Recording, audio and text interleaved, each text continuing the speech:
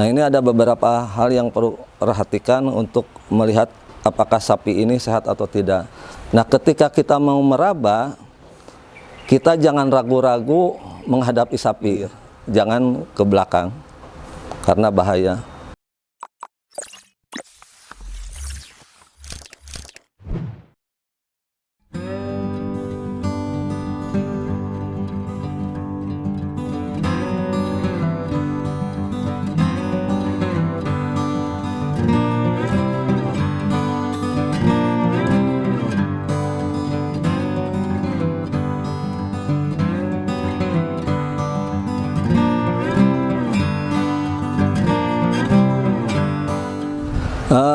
Ketika kita memilih sapi yang baik dan sehat, gemuk, ada beberapa bagian yang harus kita perhatikan. Yang pertama ini bagian paha ya, ini sebenarnya harusnya cembung ya, sini. Terus pangkal ekor juga, ya. Ini juga harusnya cembung juga ya, berisi bulat ya, sehingga kalau kita lihat dari samping itu seperti bulat. Itu yang pertama. Terus yang berikutnya adalah ini, tulang iga. Nah, kalau untuk dikurbankan diharapkan ya, tulang iga atau tulang rusuk ini tidak kelihatan, rata semua ya. Tapi kalau kita mau menggemukkan sapi, minimal harus 3 kelihatan kalau mau digemukkan ya. Tapi karena ini untuk kurban, berarti ini harus penuh.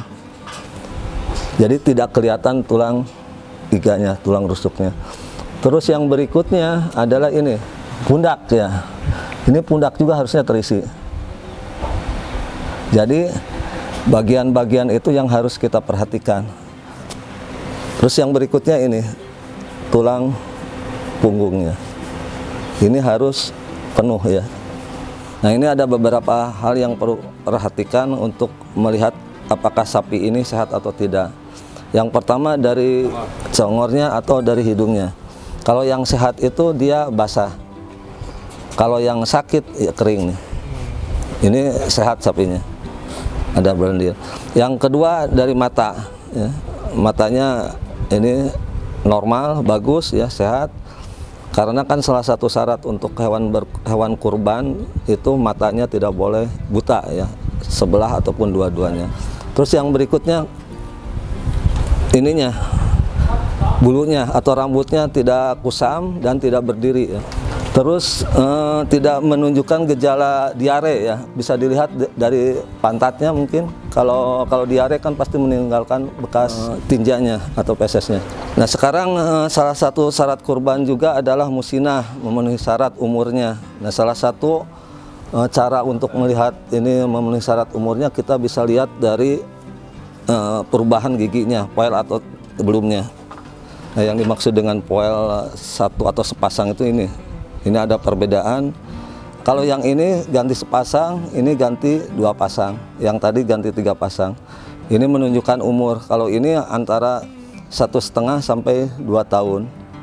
Kalau poel 2 pasang ya, 2 tahun sampai 3 tahun. Kalau ini di atas 4 tahun. Nah, ketika kita udah melihat sapi, apa yang harus dilakukan yaitu pertama pengamatan. Tadi ya, mengamati, terus yang berikutnya perabaan. Nah, ketika kita mau meraba, kita jangan ragu-ragu menghadapi sapi. Makanya ketika kita akan mendekati sapi harus langsung ke depan pinggir, jangan ke belakang, karena bahaya. Nah, kita berada di sini. Tadi udah sampaikan, ini yang dinilai bagian bahunya, pundaknya, terus bagian ini diraba tulang ininya, iganya, rusuknya, terus bagian pahanya, terus bagian pangkal ekornya.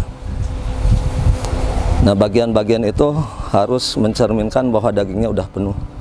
Nah, untuk menaksir bobot badan, nah ini sangat penting ya, karena bagi panitia kurban itu ketika kita udah bisa menaksir bobot badan, diharapkan pembagian dagingnya akan lebih presisi gitu. Tapi dengan mengetahui taksiran bobot badan, kita udah bisa membaginya berapa kilo atau berapa gram si penerima kurban akan mendapatkan daging kurban tersebut.